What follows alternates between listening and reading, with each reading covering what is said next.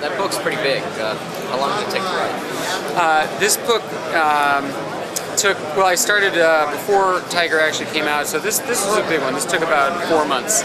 Most of these missing manuals I'm able to crank out in about 10 weeks, especially when they're revisions, but when the book is over 800 pages long, and when it's important to book as that, it takes a lot longer. This question, I don't know if you can answer for NDA or whatever, but do you have to sign up for the developer, the ADC membership, or does Apple just send you seeds? Here's a tip for anyone. Anyone can get the betas of macOS 10 every year. I just sign up. It's $500 a year, but that includes, I believe, a discount on a new Mac. And they send you the beta version. So as CDs? As CDs. Yeah. Oh no, I'm sorry. Yeah, they do send them as CDs, but also you can download them as soon as they're released.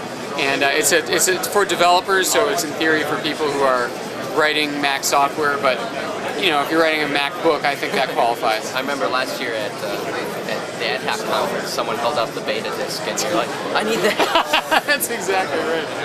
So what do you think of Tiger? Do you think it's a must update for a Mac user? What do I think of Tiger? I don't think it's must update. I think Panther really was a spectacular operating system.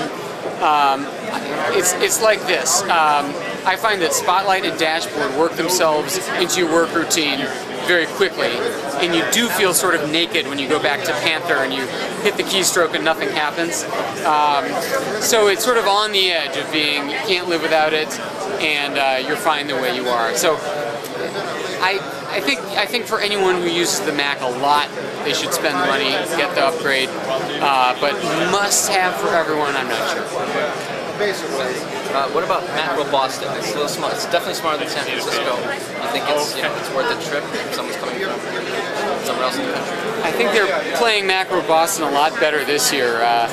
Last year we felt like we were, Tic Tacs rolling around inside a bathtub, but citing it in this new convention center where it feels crowded, feels busy, feels hopping, and all the same speakers are here, all the same events. So I think it's found a new place. It's not really a Macworld Expo, it's more like a regional Mac gathering, and a really good one. So if you think of it as like a really good regional Mac gathering rather than a really pathetic national show, you'll be pleased. What about the Intel Switch? That's a big one.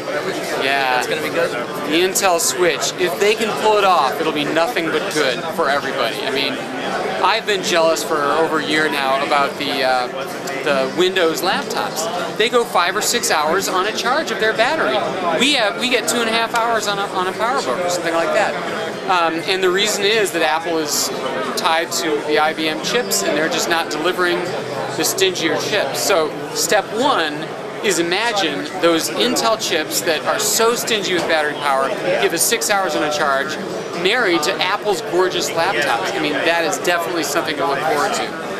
The bummer is having to buy all new upgraded programs that run on the new chip. And of course you can use your old programs, but they'll run slower. There's a lot to it. But it's going to be dicey as to whether everybody is willing to pay that, and more importantly, whether the software companies will come out with the Intel versions of their Mac programs.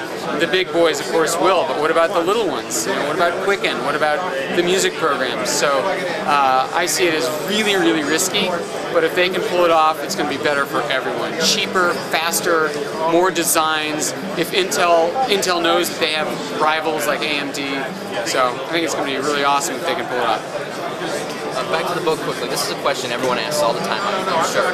How do you find out all those tricks and stuff in there? I mean, do you just sit down in front of your computer and just surf websites, and you click around randomly? Well, to totally reveal my little innermost secrets here, I have never yet come out with the book the day the software comes out, and that is why. Sometimes it's because I don't have time. This year, it was for one reason only. Then I wouldn't know the tips and tricks. It takes time. It takes a couple of months, A, for Apple to come out with the 0.1 version, the 0.2 version.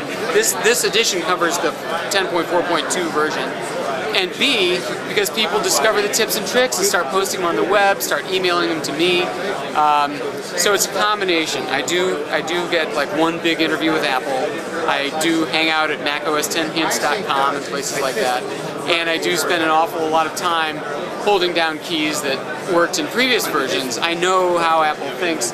So for example, in Panther, you could hold down the Shift key to make certain things happen in slow motion, right? Like expose. So held down the Shift key trying dashboard, it also works. So it becomes sort of predictable. One last question. Does your finger ever fall off just randomly into these? You know what? The truth is, I did not write a word of this. I dictated it. I dictate these books using, unfortunately, a Windows dictation program, naturally speaking, but it just goes so fast, and the voice files recognize me and my terminology so well now. It's literally like Star Trek. I talk as fast to the computer right now as I'm talking to you right now, comma, except that I say the punctuation period. So, Well, that's it. all right, great. Thanks a lot. Great interview. Appreciate that.